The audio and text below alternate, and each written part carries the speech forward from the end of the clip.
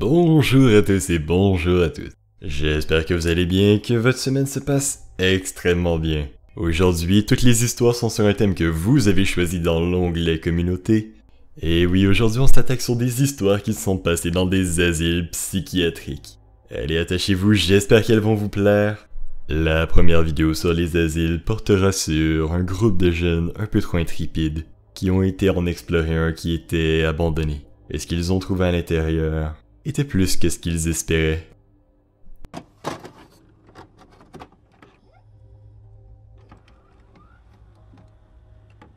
Il y a environ 2 ans, mes amis et moi avons découvert un asile abandonné situé à Downey.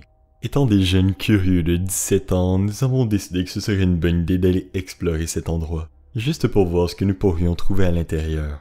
Donc, un samedi soir, nous nous sommes rassemblés avec quelques autres de nos amis, et avons fait le trajet jusqu'à Downey afin que nous puissions explorer ce bâtiment par nous-mêmes. Après environ 30 minutes de route, nous étions finalement arrivés à Downey.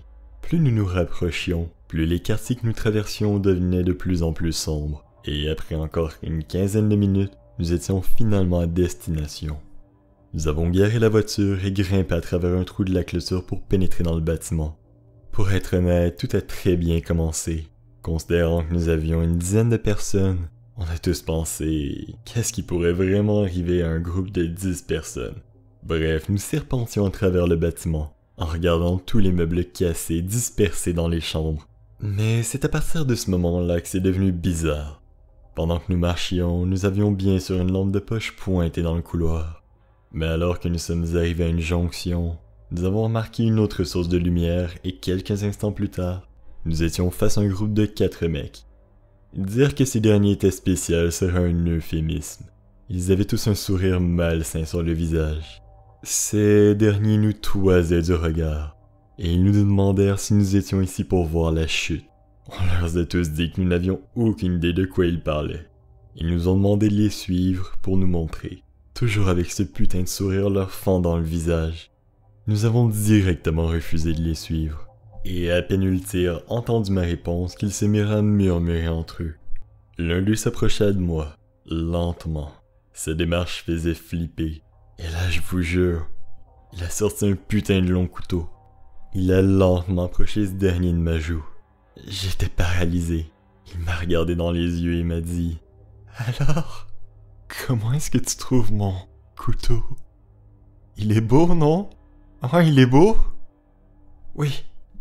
Il est magnifique, super beau même. » Ma réponse sembla les satisfaire, et le mec recula finalement. Lui et ses compères partirent par la suite dans les profondeurs du bâtiment, toujours abordant ce foutu sourire. Autant dire qu'après cette rencontre, nous n'avions plus du tout envie de rester à l'intérieur de ce bâtiment. Le problème était que de passer par la porte principale attirerait forcément le vigile. Et oui, tous les bâtiments abandonnés en ont généralement un. Et celui-ci ne faisait pas exception à la règle. Le problème était que nous étions arrivés par l'endroit où le groupe bizarre se dirigeait, et je n'avais aucune envie de les recroiser. J'ai convaincu mes potes de partir par l'entrée principale. L'idée de nous faire racketter, ou pire dans une asile, ne nous intéressait guère. Autant dire que nous avons tous été dans la merde.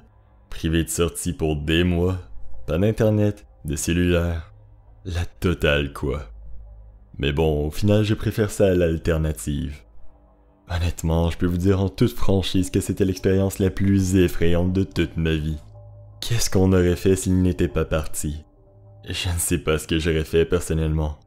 Et je suis content que le pire ait pu être évité. Ah là là, comment décrire cette histoire? De la chance, de la chance, de la chance, et une surdose de chance leur ont permis de s'en sortir. Notre prochaine histoire suit un personnage qui étudie en filmographie, et qui pour ce faire doit visiter des endroits abandonnés, dans ce cas présent un asile, pour y tourner des scènes. Mais disons juste que la barrière entre la réalité et la fiction n'était pas présente ce jour-là.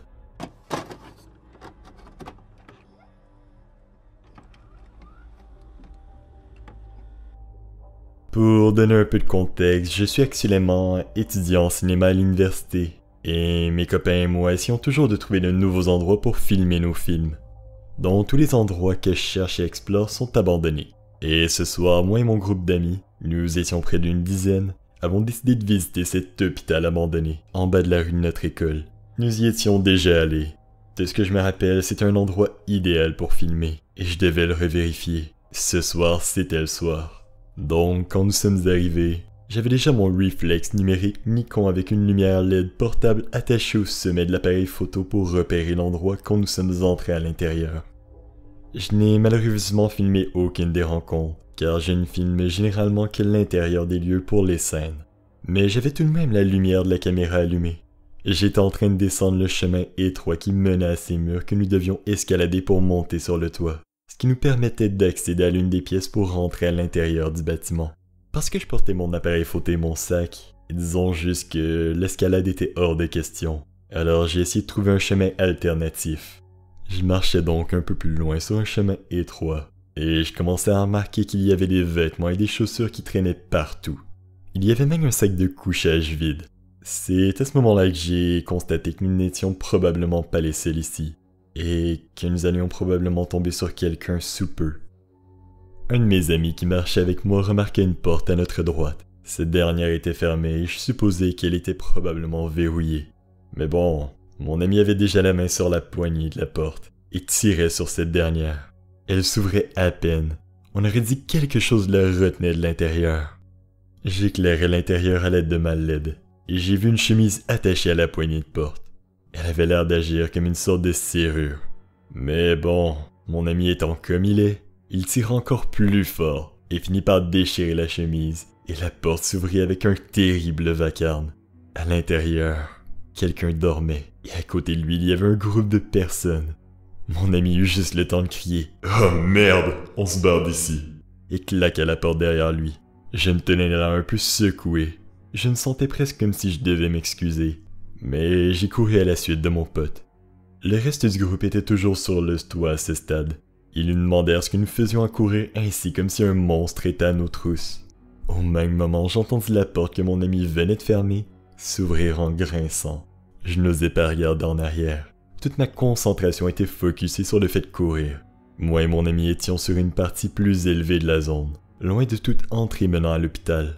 Il y avait un petit espace que nous pouvions franchir pour atteindre le toit de l'asile où étaient mes autres amis. Un homme dans la vingtaine nous suivait. Son regard était imbu de rage et de colère. Il avançait d'un pas déterminé vers nous, traînant sur le sol une batte de baseball pleine de barbelés. À ce stade, j'éteignis ma lumière. Je gardais ma main sur mon couteau de poche, essayant désespérément de penser à quoi faire s'il continuait de s'approcher. Mais je savais qu'il n'y avait aucun moyen que je m'en sorte vivant, même si j'essayais quelque chose. Il continuait de s'approcher, et bientôt il était à moins d'1 mètre, me toisant de sa hauteur. Il me dit cette simple phrase qui me hante encore aujourd'hui. « Tu ne reviendras jamais ici. Tu ne filmeras jamais ici. Tu ne parleras pas de ce qui s'est passé ici sans quoi. La seule chose que l'on retrouvera de toi sera ta dépouille pulvérisée à coups de batte de baseball.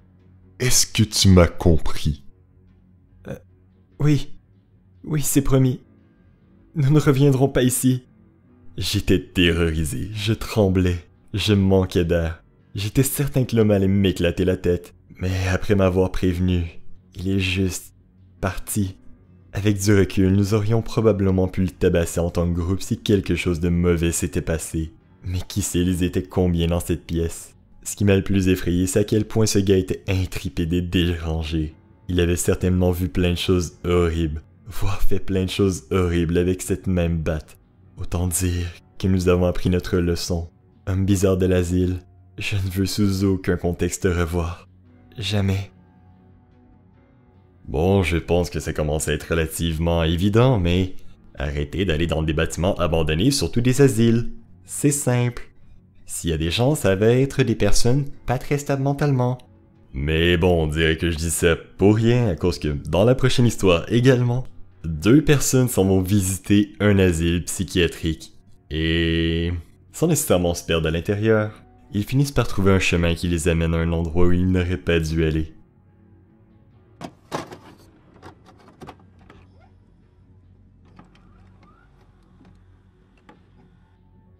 Les bâtiments abandonnés sont incroyables.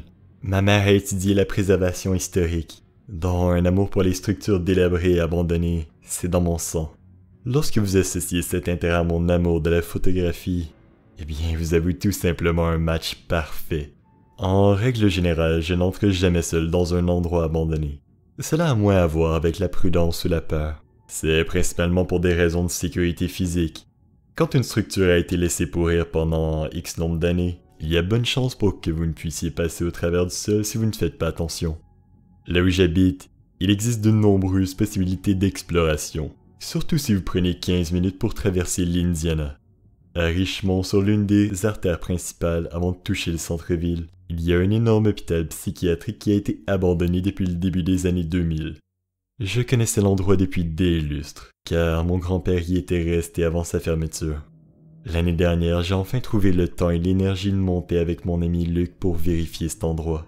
Nous sommes arrivés vers 14 heures, ce qui nous donnait environ 2 heures avant le crépuscule.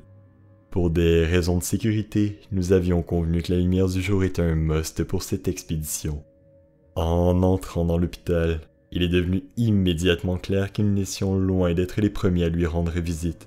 L'endroit entier avait été vidé. Il y avait des graffitis partout. Les murs abordaient des phrases réconfortantes comme « Nous vous surveillons.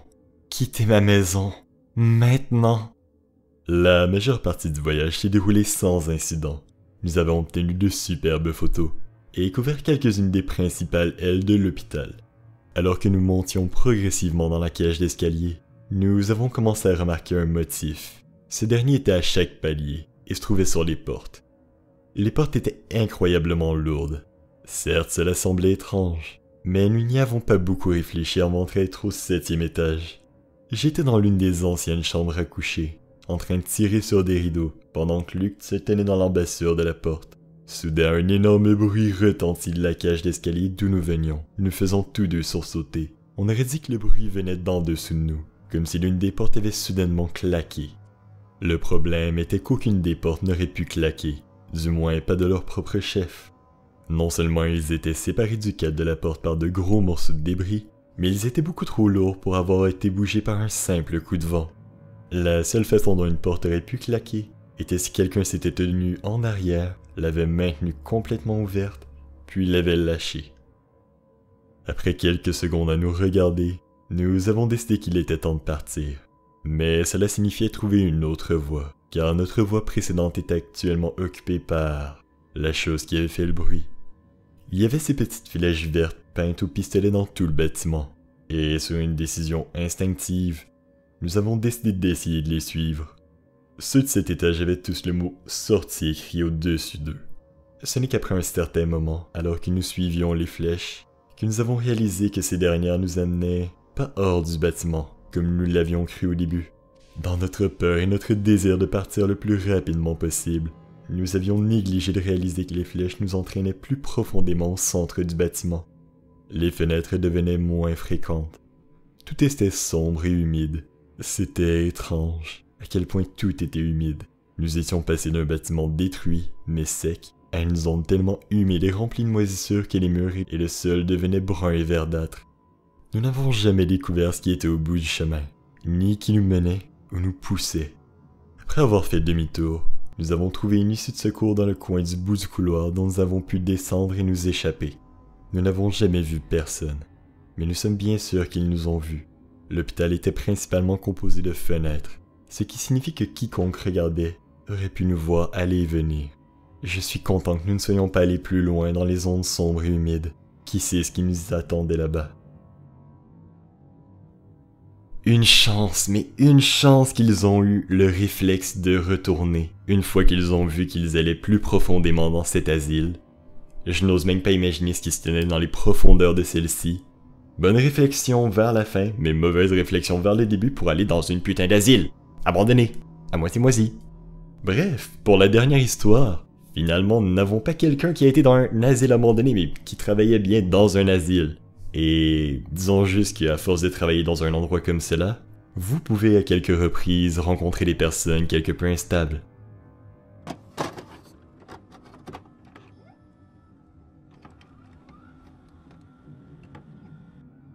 J'ai travaillé durant un certain temps dans un établissement de soins psychiatriques. J'ai travaillé là-bas avec une femme nommée Kajiri. Elle était généralement une bonne collègue, mais elle pouvait être assez intense. Elle faisait souvent des plaisanteries assez osées durant notre quart de travail commun. Il m'a fallu une éternité pour réaliser qu'elle était attirée par moi. Je ne remarque généralement pas quelqu'un qui flirte avec moi jusqu'à ce que quelqu'un me le signale 6 mois plus tard. C'est lorsqu'elle a commencé à essayer de me donner des cadeaux et des bouquets de fleurs que j'ai finalement compris. Entre nous, les choses étaient normales. Et... en fait, peut-être pas vraiment normales. Il y a eu une longue escalade de messages, de textes, de commentaires qui m'ont mis mal à l'aise. Des violations de l'espace personnel, passant par ma maison sans y être invité, traînant sur mon quart de travail des heures après le sien, des touchés non désirés, etc. Comme mentionné, je peux être relativement lent à la détente. Une fois que j'ai réalisé ce qui se passait, j'ai mis autant de distance que possible entre nous. J'ai arrêté de répondre aux appels et aux SMS. J'ai verrouillé les réseaux sociaux, parlé à d'autres collègues, tout pour lui faire comprendre quoi.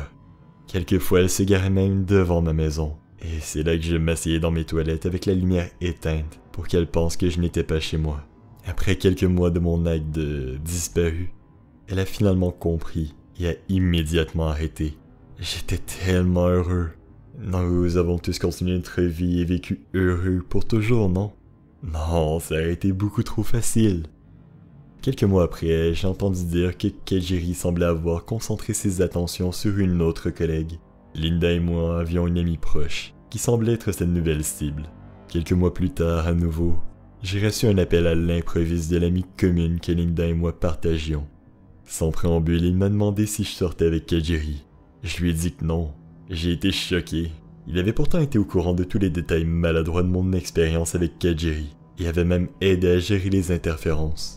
Il m'a expliqué qu'il avait parlé à Linda, et qu'elle avait posé des questions sur ma relation avec Kajiri. L'histoire qui suit semble trop fantastique pour se produire réellement dans un véritable lieu de travail. Quelques faits saillants des histoires que Kajiri avait racontées à Linda, à ses amis et à d'autres collègues. À noter qu'elle a choisi son public très soigneusement.